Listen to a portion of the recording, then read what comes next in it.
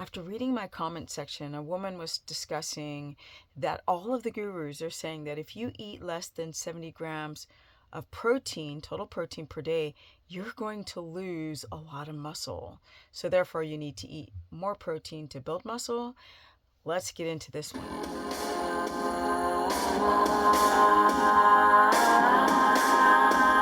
Welcome everyone to my very humbled life.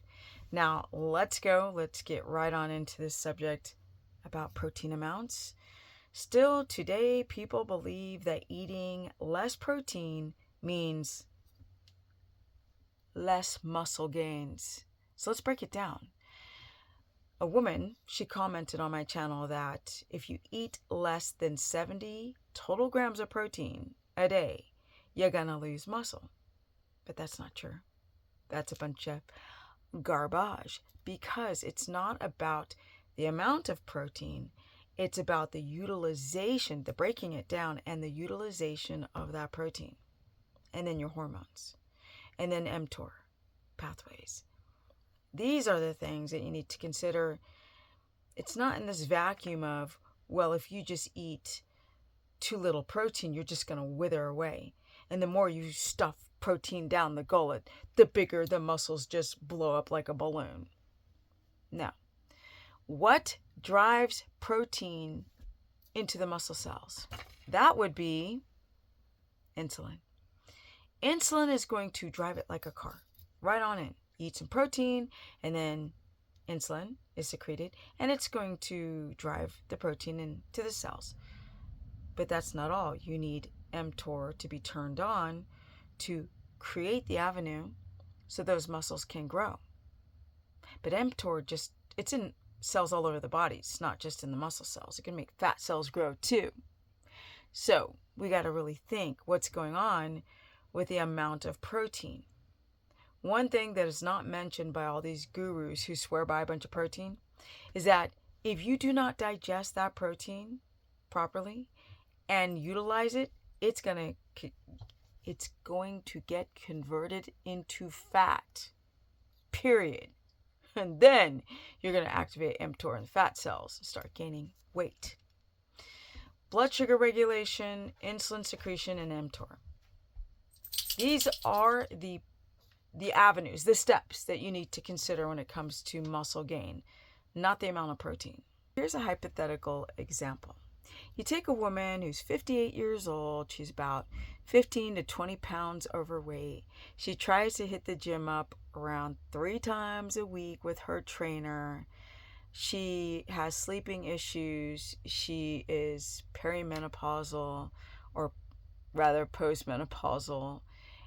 She's just trying to stay healthy.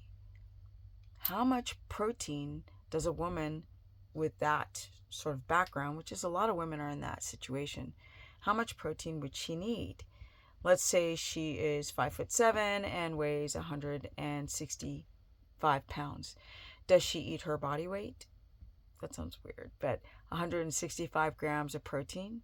No. Should we be using these mathematical equations? No, because we have to factor in how active she is, how many GLUT4 receptor sites that she's developed. We've got to factor in how toxic she is, if she sleeps well or not. You can't, her blood sugar, you just cannot go by just, we're going to go per gram per pound of body weight. We're not doing that. Do you produce enough stomach acid, protease, lipase, bile salts? Can you break down the steak that you're eating? Do you eat super fast and suck it down? Do you have blood sugar dysregulation? You have quasi-poor digestion, and then you eat your food too quickly, and you don't work out 5 days a week or even 7 days a week, which some people do. Can that excess protein convert back into glucose? Yes.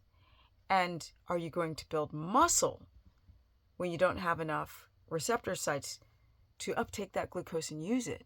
It's going to be converted into fat. That excess protein that your body cannot utilize gets converted back into glucose and stored as fat. The more protein that you consume that you don't break down well, the less of a chance you're going to be insulin sensitive and then turn on your mTOR pathways to gain muscle because you don't work out like an athlete. Yeah, I think I need to do a part 2. This is kind of complicated. Stop shoving so much protein down the gullet.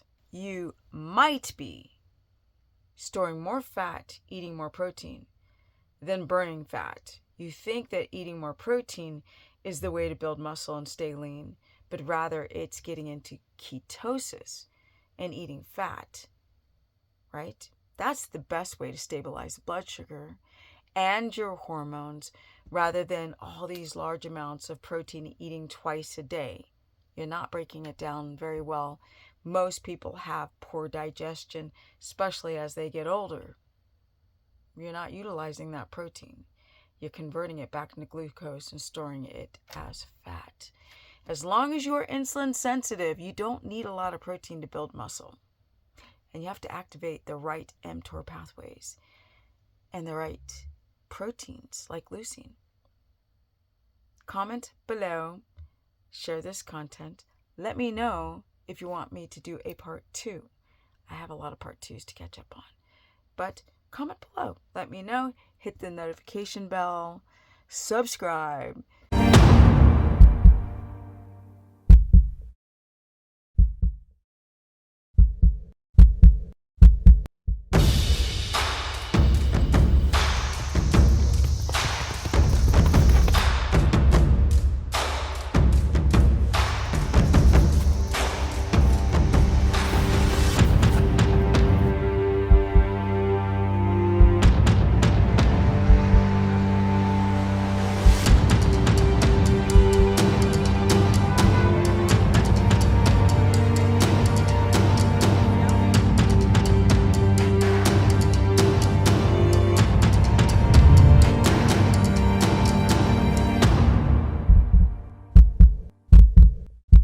I cover all 3 diets, keto, carnivore, and low carb, high fat, for these reasons. Not everybody's going to experience autophagy. In fact, it's something they don't measure in people. It's just a lab experiment. The fasting, the eating twice a day, the eating ridiculous amounts of protein, the fear of fat because you think that it's turning into a diabetic. No wonder you guys are so confused. Eating beef, butter, and bacon when you have histamine issues. And the confusion goes on and on and on. Comment below, share this content. If you guys feel like you need help, you can book a consultation or you can join up for my course. It's $15 a month. You can do 1 month or 20,000 months. It's up to you. This is my passion. I love teaching people. I love the human body and this new stuff that's entered my life. That's a whole nother video. And I'm out. Peace, energy. At almost 60, well, almost 59.